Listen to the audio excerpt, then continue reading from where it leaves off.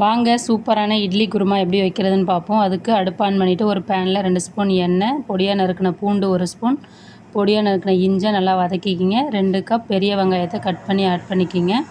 கண்ணாடி பதம் வர வரையும் வதக்கிக்கலாம். 2 தக்காளியை கட் பண்ணி ஆட் பண்ணிக்கிங்க.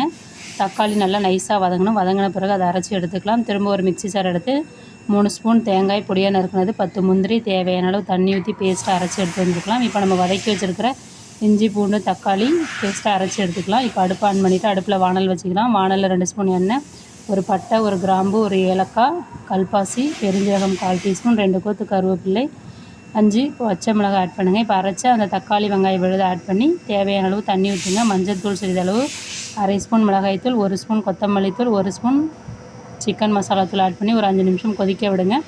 கொதி வந்ததுக்கப்புறம் சுவைக்கேற்ப உப்பு ஆட் பண்ணுங்கள். இப்போ நம்ம அரைச்சி வச்சுருக்க தேங்காய் முந்திரி விழுது ஆட் பண்ணி 10 நிமிஷம் கொதிக்க விட்டு கொத்தமல்லி தழை தூவி இறக்கணும். சூப்பரான இட்லி குருமா தயார்.